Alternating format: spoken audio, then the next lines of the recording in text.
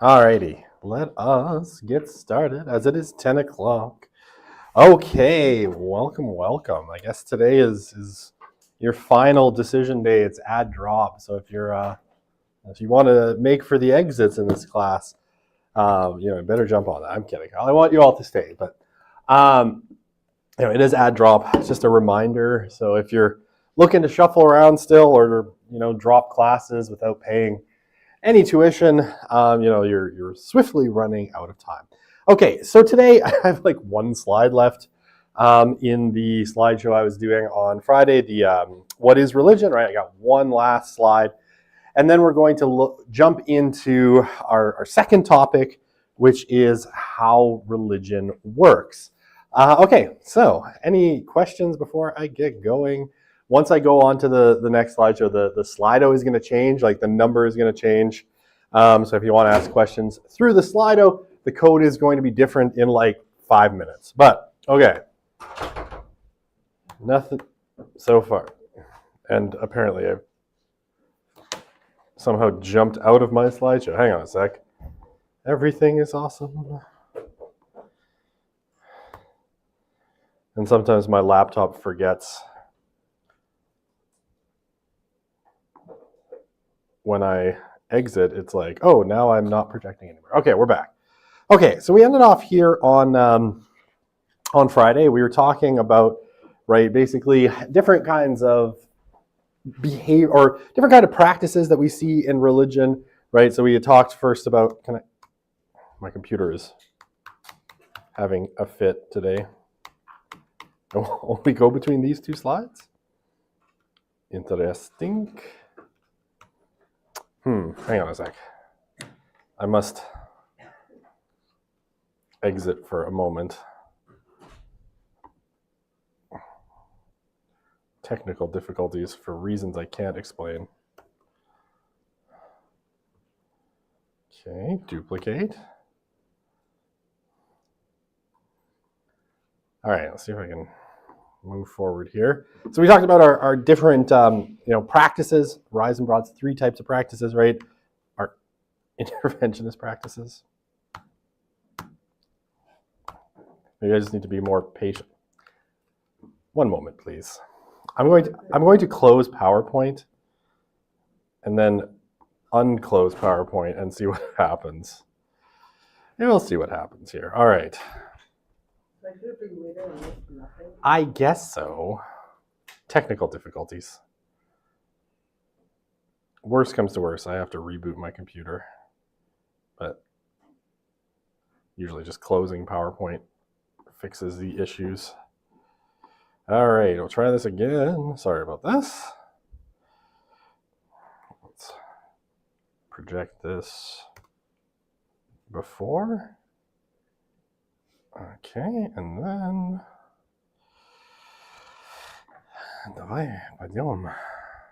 okay, there we go. Yeah, I just had to close PowerPoint. PowerPoint was angry. The gods of Microsoft had come to hate me. Right, so we had our, basically our interventionist practices, right? And the key, they're meant for establishing contact with superhuman powers, right? We talked about kind of different types of this, right? Talked about our calendrical practices, right? Our things around vegetation, vegetative, right? Harvest festivals and such. Things that happen in the cosmos that are important, right? Alignment of planets and that sort of thing. And then salvation, historical, right? Important events in the history of that particular religion that they see as linked to, the core of what it is, right? So that's Christmas and Easter. Life cycle things, around the human life, right? Birth, death, and all the, joining religious communities and all the things in between. And then, practices that happen around particular unforeseen and catastrophic events. And again, not all of these happen in every religion. Some of them can be done by everyone. Some of them are only done by advanced practitioners. And right, most people, like I said, are here all the time. Most religious people are just everyday religious people, right? It's part of their life, but it's probably a relatively small part. And then you have advanced religious practitioners, who are going after salvation, whatever it happens to cost them, right? Okay. And we ended off on this slide talking about those behavior regulating practices, right? That religions often have practices that shape the everyday life of religious believers. And so, this video, which I will not play again, though it is funny, is all about, essentially secular Jews trying to keep kosher and what a struggle that is. But you can see in that, right, how much, if you say an Orthodox Jew, the behavior regulating practices of Judaism strongly shape the life of people, right? Down to pretty mundane things like how do you, clean the cutlery that has been used to touch dairy, right? You put it in you put the implements in a pot of boiling water, one at a time, right? So there's all sorts of rules around that. And yeah, always, can be, things that are allowed or disallowed, right? It's like you can eat X, you can't eat that. You can wear this type of clothing, you can't wear that type of clothing, right? These are all things that we can see in kind of these behavior regulating practices. And always it is in reference to, the will of the superhuman power, right? It is because it is somehow the will of, Yahweh or whoever, whatever superhuman power we're talking about, that you do those particular things. Okay, the last one are discursive practices, right? So this is basically, how you let me grab my highlighter here. Discursive practices, right? Typically interpersonal communication, right? So typically interpersonal, about the nature, status, accessibility of superhuman powers, their manipulability and their will, and techniques of self-empowerment, right? Okay, so typically with these practices, they're discursive, right? So they're people talking or writing or communicating with people, and the goal of it is, in large part to hand down and revise religious knowledge, right? About interventionist practices or about the nature of deities or whatever it happens to be. So a lot of times, right, and I say to hand down, but also to revise, because religions are not static things, right? There's always internal dialogues going inside religions as to how you're supposed to do things, what are meaningful practices, right? What's the environment like? How do we live life as believers in religion X, right? And often there is a lot of work kind of revising these things. And it probably seems like if you're not a religious person and you're looking at religions from the outside, it probably looks like religion is very, very stable, right? Nothing changes, right? The joke with, say, Roman Catholicism is, if you have a request for a change in theology, you can submit it to the Vatican and you can expect a response in the next 300 years. That joke kills in Roman Catholic circles, by the way. But there's always a kind of revision, right? People are always talking about these different, interventionist practices, behavior regulating practices, and the different ways of being religious. Okay, so, examples of this would be things like theology, right? Basically trying to figure out, it's a Western word, but basically discussions of, the nature of being, the nature of God, right? Anything that has to do with a religion, we could call sort of philosophy or religious philosophy or theology, right? Sorry, one of the things, because theology is I think so foreign to us now, often when people write, about theology, what they will write is that this person was did I put my pen in? Oops, that's still my highlighter. Just because it's so unfamiliar, right? Most of us don't have anything to do with theology most days. People will write that he was a theologist, like a sociologist. But when it comes to theology, right, he or she is a theologian. Just FYI, because I always giggle on exams when people write, theologists, because, we have psychologists, we have sociologists. Why wouldn't we have theologists? But theologian is the right one. Okay, catechesis, right, which is basically the passing down of religious teachings. That's catechesis, right? So when you teach children about particular religious beliefs, you're catechizing them, or if someone comes into your religion, right, and they want to join, generally you go through a process of what's referred to as catechesis, and religious teaching, right? So you show up at the synagogue on a Saturday and you hear someone discoursing on the Torah, right? That would be a sort of religious teaching. Okay, and I have a very short clip, just kind of what this looks like in a jokey form. Will my dog Pepper be there? I'm sorry, but the answer is no. Why not? Because heaven is for people. What about my cat, Snowball? I'm sorry, but the answer is no. Will there be cavemen in heaven? Certainly not. Ma'am, what if you're a really good person, but you're in a really, really bad fight and your leg gets gangrene and it has to be amputated? Will it be waiting for you in heaven? For the last time, Bart. No, is what she says. But anyway, it's not that clear. Anyway, so this is right, like this would be a sort of catechesis, right? So if you think of like in Christian circles when they do Sunday school, right, that's about teaching kids at hopefully age-appropriate levels about what is within that kind of religion. Okay. So that is it for what is religion. So any questions before I close this and then load my other PowerPoint, which I already had set, but because I had to reboot PowerPoint, I'm going to have to take a second to find it. But any questions? Yeah. Catechesis, yeah. Yes. Yeah. Okay, are we good? Cha-cha? All right. Oh, I should have put don't keep. I have to go and clear that out so when I use it next year, it's all clear. Okay, let me find how religion works. Unit number 3 for the course. Okay. There we go. All right, so how religion works. So we're going to talk here, and we sort of defined religion. So we're going to go on with Smith's definition of religion, right? In all of those parts that we talked about. And this cartoon, I just grabbed it from the internet. I typed in how religion works, and this cartoon came up. So, don't worry too much about the content there. But yeah, we're going to talk about how religion works. Like how does it actually affect the lives of people? How does it spread? What is its function in society? And all of these sorts of things. So like I said, new Slido. So if you want to ask questions in this Slido, go ahead and load that up.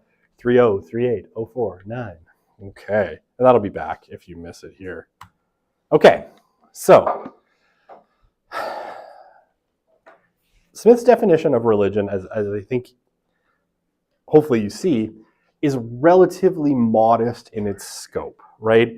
It doesn't try to bring in every single thing that we see in every religious kind of community or every religious system, right? It doesn't talk about, and it tries not to talk about things, I'll put it this way. Smith's definition tries to define religion down to the things that are unique to religion, right? What does religion do as a set of social institutions that no other institution in society really does, right? And this is, I think, the key and why I really like Smith's definition is because it tries to keep, religion kind of boiled down, what is religion boiled down to just that core, right? How is religion different from other social institutions? Because once we get into it, right, if we add generating symbols, okay, then you're kind of competing with a whole bunch of social institutions that also generate symbols, right? So he tries to keep this really, really kind of tight in that definition. And hopefully you kind of see that. All right, so now that said, right, and Smith sort of acknowledges that religion is more than simply these culturally prescribed practices and premises about superhuman agents, right? So that doesn't kind of say everything that happens within religious communities. Religion ends up being much more expansive than this at the end of the day.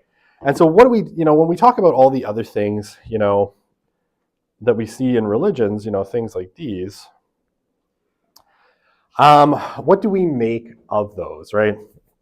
So trances, meditation, ecstatic experiences of the divine, communities, right? A lot of people will think of religion as being about communities. That forming communities, especially communities of common identity, Common purpose is a big part of what religion does. Personal identities, and a bunch of other things. What Smith sort of tries to answer is, aren't these all, also constitutive of religion?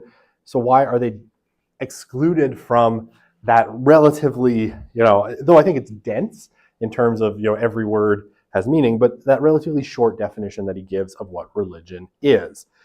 So according to Smith, all that stuff, right? All of the, community identity, all of that stuff that you get from religion, ecstatic experiences, culture, they're all sort of secondary aspects of religion. They are important, but I think why he doesn't include those things in his definition is because all of those things can be found in other social institutions. So while they are things that emerge from religion, they aren't unique to religion in the way that sort of appeals to, or the attempt to get access to, superhuman powers really is sort of specific to religion. Okay, so according to Smith, right, the essence of religion, right, that core, and the core of his definition is that religion is meant to access superhuman powers, right? That is, if we can highlight it, put it in yellow here. Oops, I changed my pen into yellow. That's not what I want. Highlight it, right? Access to superhuman powers, right? That is the key to what makes a religion different from, say, nationalism or sports fandom or whatever you want it to be. Yeah, the other aspects that we think of as part of religion are byproducts. Should have kept my highlighter. They are byproducts and supports of the practices of religion, right? They are not core to it, which is, again, why we don't find necessarily all of those things in every single religion, and why things that aren't religious, right, like nationalism, can share a lot of those byproducts, right, and supports. Okay, so yeah, community, ecstatic experiences, etc., all that jazz. All of these things can exist outside of religion, and they do, right? Community, you can have a community league or a club, right? Your local anime club can give you community. However, it is not a religion.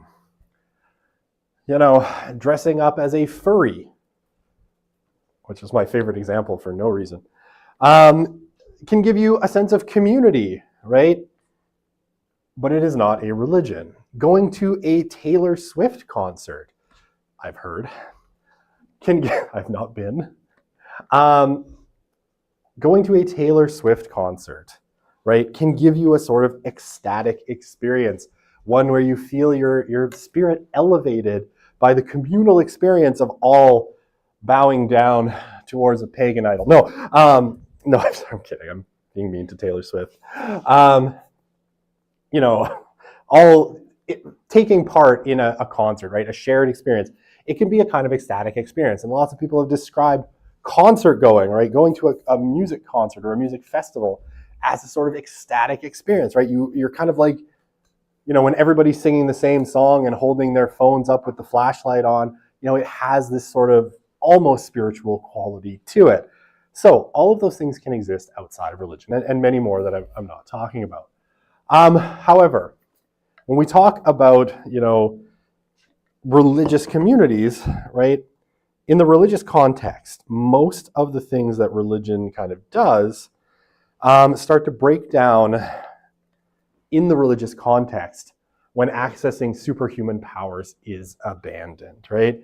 Or becomes a secondary pursuit, right? So we'll talk about, kind of secularization. We're going to talk a lot about what's called mainline Protestantism. These are kind of the older Protestant churches in the West, things like the Lutheran Church, the Anglican Church, or the Episcopalians in the US, the Methodists, Presbyterians, anyway, I go on a long list, Congregationalists and all these. But one of the things that sort of happened is, as they became more worldly and more kind of concerned, tripping over my own tongue this morning, concerned about things like social justice as their primary pursuits rather than, say, salvation. Basically, I'll show you charts later on in the course when we get to the religious landscape, but you can see adherents in mainline Protestant kind of sects of Christianity basically went like this, straight on down. Like in the US, they used to be almost 25-30% of the population, and today they sit somewhere around 7 or 8. It's quite stark.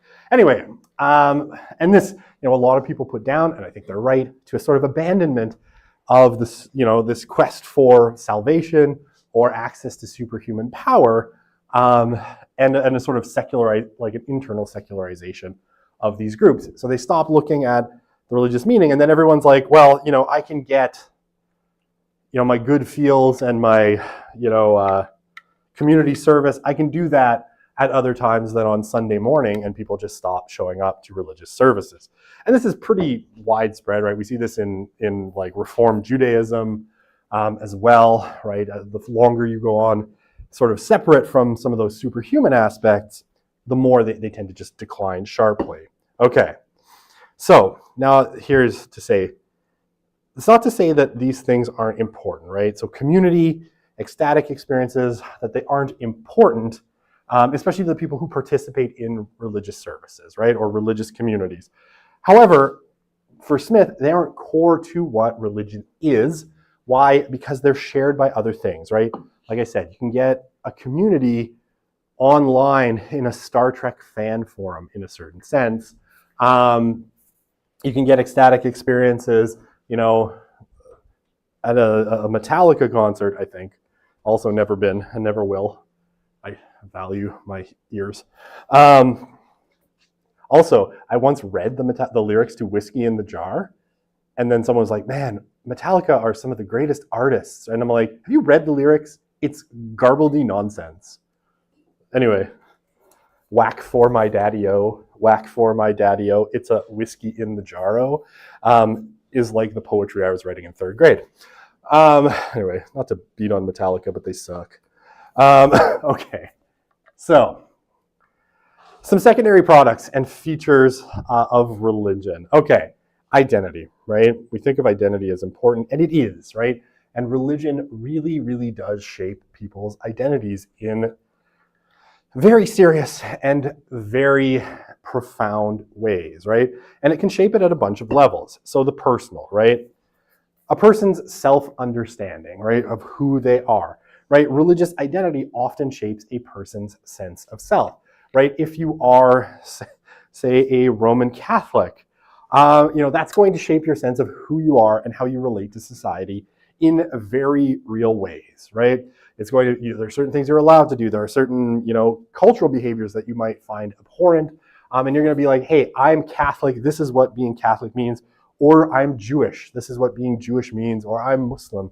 This is what being Muslim means, and how you relate, to the overall society and the world around you.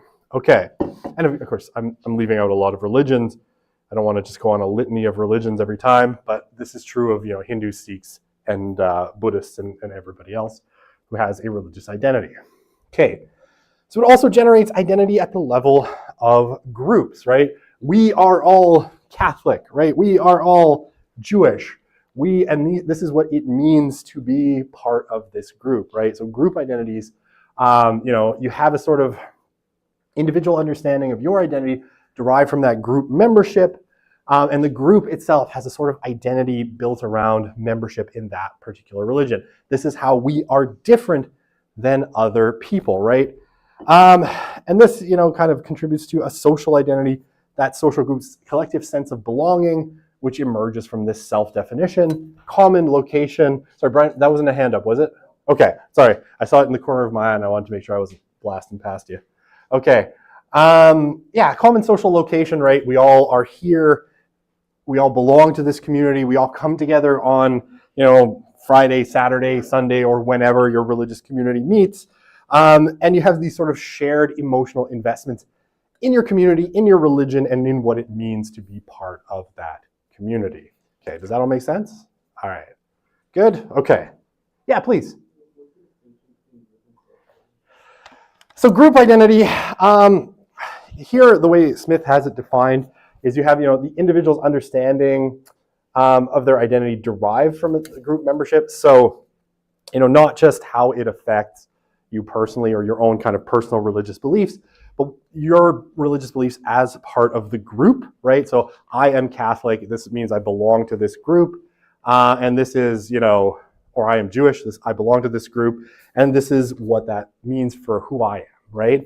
Versus the social identity, which is more like the we are this, and it's often defined, against the other, right? So your kind of social identity that comes from all being, say, Catholic or Jewish or Muslim, you all get together in certain places, you all have certain allegiances, and often it's like, we are this, right? So we are Jewish, and they are, and the rest, Jewish is a good example, right? Because in Judaism, there's Jews and Gentiles, right? So there's the we, and our social group identity is we are the Jews, and everybody else are the Gentiles, right? So it's kind of a us versus them, right? Does that make sense? Okay, perfect. All right. So community, right? Different kinds of aspects of community. And you can see a lot of Durkheim in these kinds of definitions, right? So there's definitely a borrowing that Smith is doing here from Emil Durkheim. But you get belonging, right?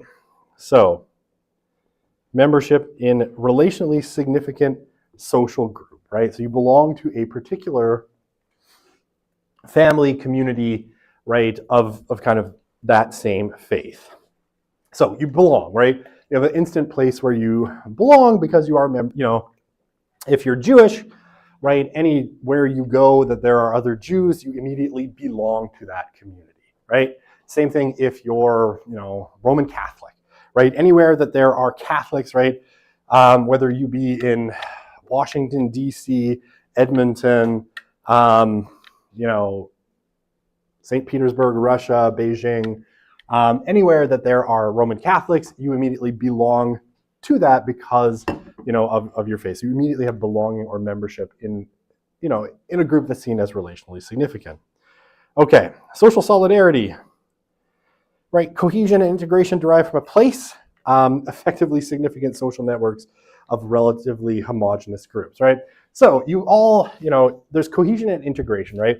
So you have a kind of group that works together, that hopefully kind of is bound together by common belief, but then, essentially uses that for the benefit of all the members, right? You kind of come together in shared belief that all comes from believing, let me think of this in a different way. Maybe I'll explain it a little differently because social support, maybe I'm blending those two a little bit. Social solidarity, right? You belong to this group, right? So you have belonging. We'll say that's step one. From that, that's a really terrible one. I'm going to try that again. So you have one. From that, you sort of get social solidarity, right? Which is you all kind of belong to the same group. You're relatively homogenous, and you all kind of feel a sense of shared purpose, right? A shared kind of collectivity and integration derived from your feelings, right? Your affect, right? Your place in an affectively or feelingsy significant social network, right? So if you're Jewish, particularly, right, and Orthodox Jewish more so than other kinds of Jewish people, you're immediately going to feel a sort of connection. You're going to be tied into social networks of Jews anywhere you go, right? So you're all going to feel like you belong together and you're working together, right? You have this incredible shared sense of purpose and identity together, right, in these communities that you're in. And from that, right, you will get all sorts of social supports, right? Religious communities tend to be particularly efficient places for the most part, especially well-functioning religious communities, for social support. And this can be all sorts of things from teaching, parenting, comfort, food, there are meals ministries in all sorts of religious communities of all sorts of different stripes. Helping out the poor, helping out refugees, integrating newcomers, like all the, helping children achieve their life goals, right? Getting them into positive social relationships, all these sorts of things, right? You often find in religious communities. And this, it's a lot of the social support that people tend to think of as really important in religion, right? It's all of that, being together, shared purpose, feeding the poor, clothing the naked. I almost said those backwards, which would have been awkward. Because in my head they were reversed, and I had to quickly translate that. All of those things that we tend to think of as really important. Social support, comforting people when, here, I'll give you an example. Comforting people when someone dies, right? In Judaism, especially Orthodox Judaism, when someone dies, the whole community is supposed to come together in the home of the family of the person that died and do what's called sitting Shiva, right? Where basically the whole community comes in, they bring food, they are with the family of the person that died. I think it's for 7 days. I can't remember exactly. But they are there providing support and comfort for those people in that kind of transition, while they're adjusting, at least in the short term, to the death of a loved one, right? So there's that kind of, being cared for, comforting, right, in that kind of sitting Shiva in Judaism. It's a really, really cool practice. Okay, does that all make sense? All right, I keep bumping the screen because in setting this up, they put the desk like a foot closer to the screen than I'd like. So I'm sorry that it's always waving around. Okay, yeah. This is a question about the group identity. Oh, yeah, I'll go back. But the group identity is basically, this is the group and this is how it affects my personal identity. Correct. And then the other one is, this is our group and this is how it affects this. Our relationship to like others. Yeah. Okay, perfect. All right. That was easy. You had it right, so that always makes it a lot easier. Okay, meaning. And again, this is something that we tend to think of as, really important for religious systems, which is why we often think of like meaning making or giving meaning or these sorts of things as particularly important to religion and in ways we might not think of in other communities. However, none of these things are necessarily constitutive of religion. They exist outside of religion as well in certain forms. All right, so a moral order, right? So this is the rules-based kind of systems that we find in religion, right? Is really clearly defined moral systems, right? Normative systems specifying and organizing good, right, and proper relations among persons and groups, right? So religions have rules. They tell you what's right and wrong, right? They tell you what's right and wrong in a way where you don't, how to put this? It's very defined, right? When you are a religious person, you can very quickly make sort of reference to the moral order laid out by your community to figure out what is right and wrong. We'll talk about this a little bit when we talk about youth and religion towards the end of the course. But this is something that, and again, they're both from Smith, so it kind of makes sense that he's consistent here. But moral order, in terms of really well-defined moral codes, is something that religions do really well. Now, again, all religions are going to have some kind of moral order, right? How you treat people, right? And this is where, in sort of our more sort of universalist and syncretistic kind of instincts, we tend to think of, religions kind of all being the same in this regard. Now, I don't think that's true, but a lot of religions have, sort of a version of what's called the golden rule, right? That you should treat other people how you yourself would like to be treated, right? And this is, not universally shared within religions, but we see in a lot of different religious systems. And so, we can kind of recognize that religious systems offer, moral guidelines, what's right, wrong, in various degrees of kind of strictness and looseness, depending on the religious system. But, I mean, if you think of, Roman Catholics have a very, sorry to keep coming back to Roman Catholicism. I just know it very well. But, if you want to think of Roman Catholicism as a very, very detailed guide of, sort of Catholic morality, which you can find in a book called The Catechism of the Catholic Church. And it will outline things like, hey, is it okay to use birth control, right? And Catholics will say, no, it is not, because their moral order kind of says this is not okay. There's reasons why it's not okay, and it's explained in the Catechism and all that.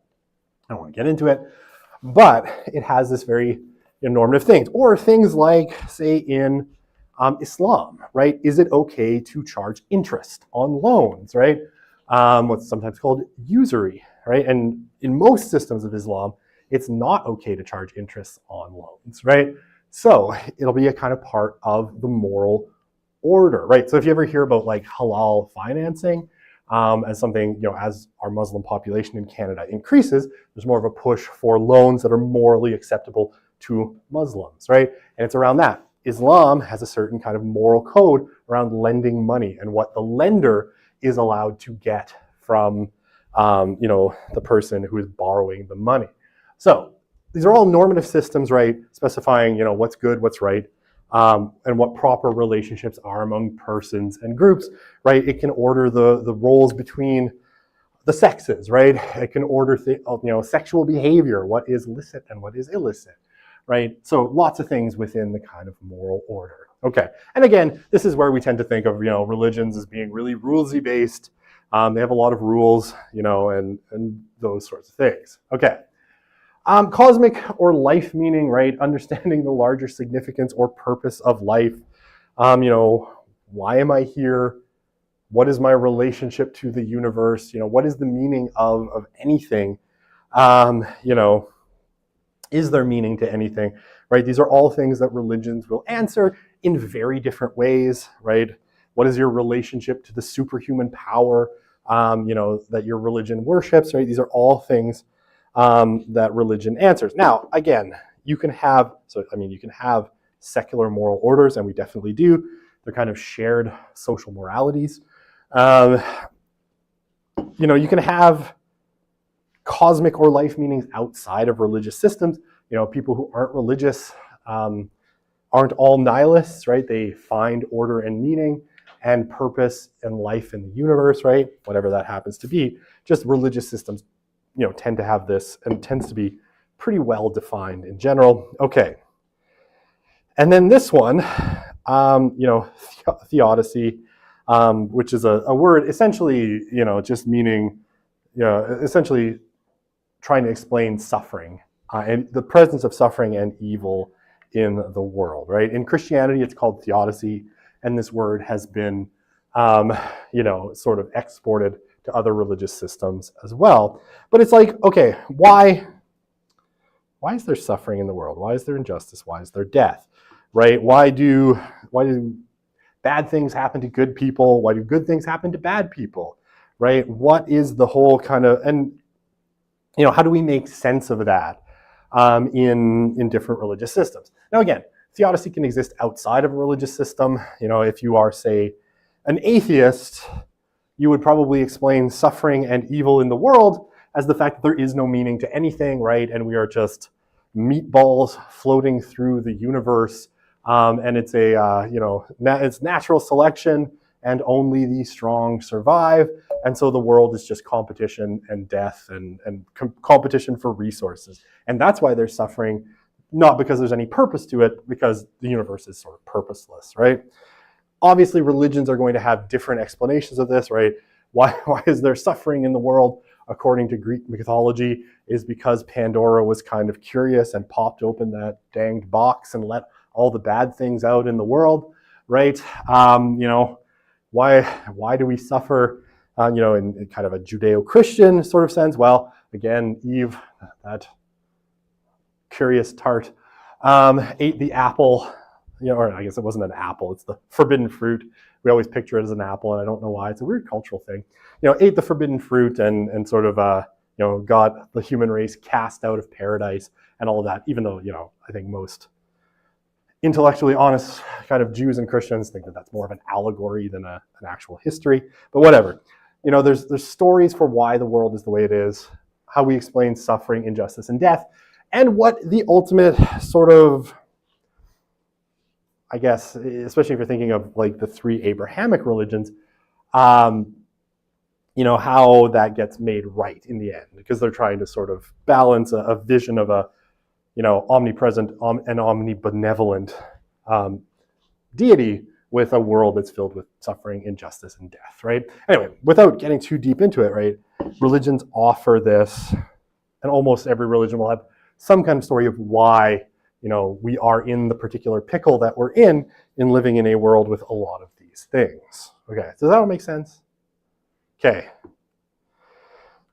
I just want to double check. Okay. What am I doing for time, by the way? Oh, I got 9 minutes. All right.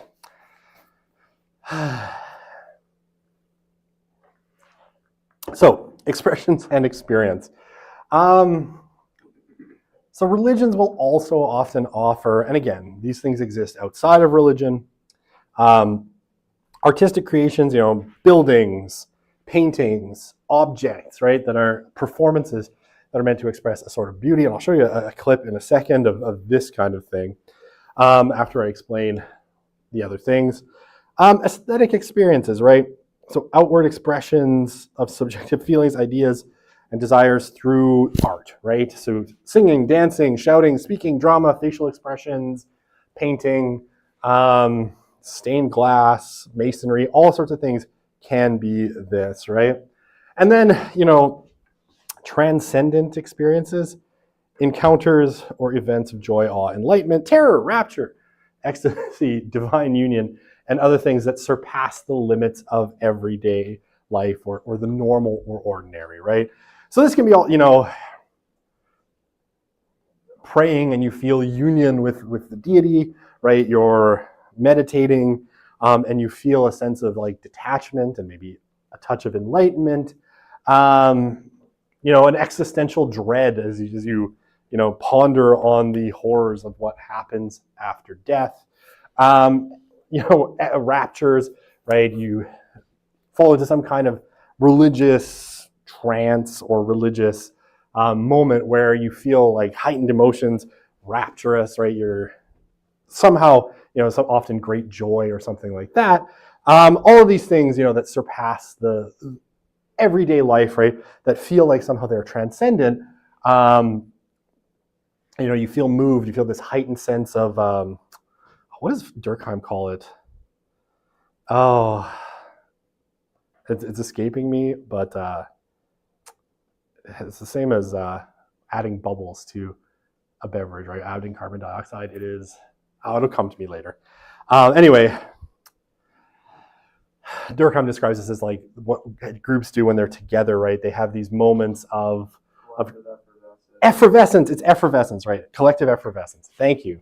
Collective effervescence, right? Effervescence is like bubbliness, right? When you add bubbles to I have a soda stream in my office. When I add bubbles to water, it's effervescence, right? But yeah, you get that kind of bubbliness that pops up. Okay, so all of these things, again, are part of religion. Now, again, you can have artistic creations that aren't religious. Again, people sing and dance. You go to a Taylor Swift concert, right, or whatever. People do plays and dramas and all sorts of things, outside of religion. So we can't say that these things are simply religious.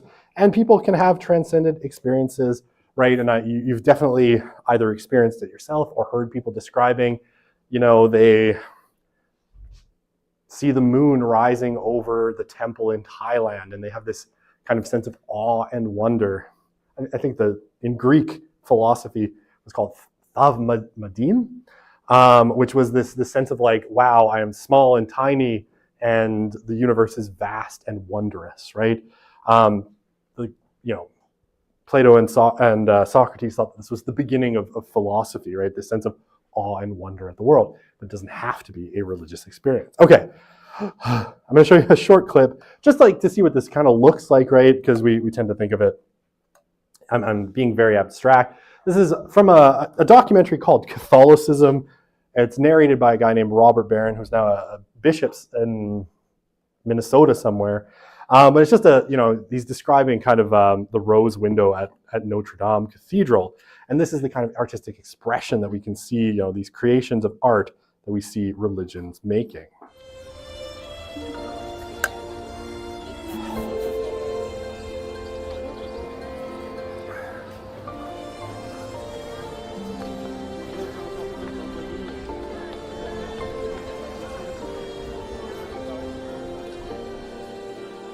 Let us consider first the beatific vision,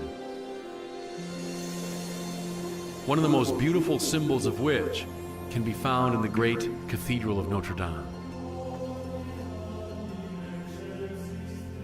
St. Thomas Aquinas, who would have known this building when he was professor of theology in Paris, said that the human spirit is structured in such a way that it pushes beyond itself toward the good, the true, and the beautiful. The mind seeks the truth, and it finds it to some degree in this world, but it's never enough because the mind seeks absolute truth. The will seeks the good, and it finds it to some degree within this world, but it's never enough finally to satisfy the will. The soul seeks the beautiful, and to a limited degree, it finds it, it achieves it in this world, but it's ordered toward the beautiful itself. There's a kind of holy longing in us. There's an aching, a restlessness that pushes us beyond anything in this world toward a transcendent truth, a transcendent goodness, a transcendent beauty.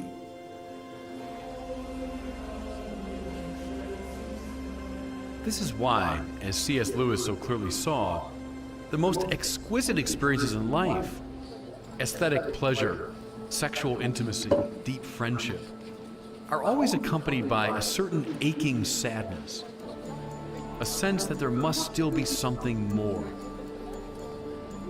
Heaven is what corresponds to that desire beyond desire and to that searching beyond searching.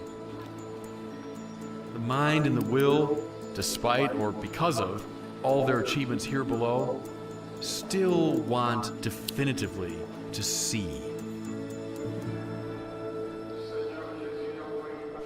I first laid eyes on the North Rose window at Notre Dame Cathedral in Paris on June the 12th, 1989. When I saw the rose window, I stood mesmerized for 20 minutes by its sheer beauty. Then, every single day that I was in Paris until I returned home for Christmas, I went to that spot and stared.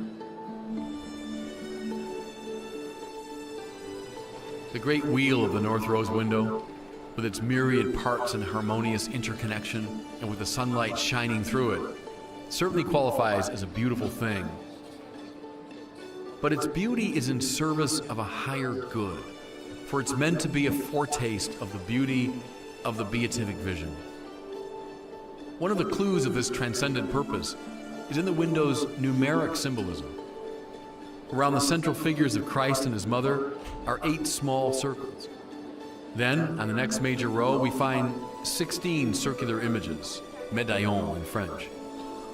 And on the next, twice 16, 32 images. And then finally, another row of 32. If we add 32, 32, 16, and 8, we arrive at 88.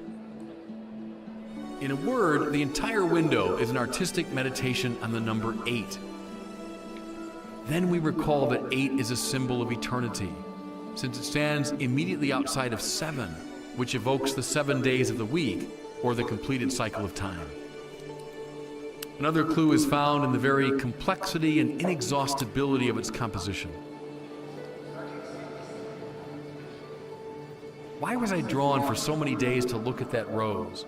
All right, so he does a really good job there of kind of explaining the rose window, which, by the way, Notre Dame is reopening soon. And if you haven't seen it, it's incredible. You should all go see it, whether you're religious or not. It's a masterpiece of kind of human art, but also what it means in kind of that religious system and how the crafting of that rose window in Notre Dame was an expression of kind of religious principles. Okay, we'll leave it there. We'll talk social control on Wednesday. Hour is never enough. All right, see you on Wednesday.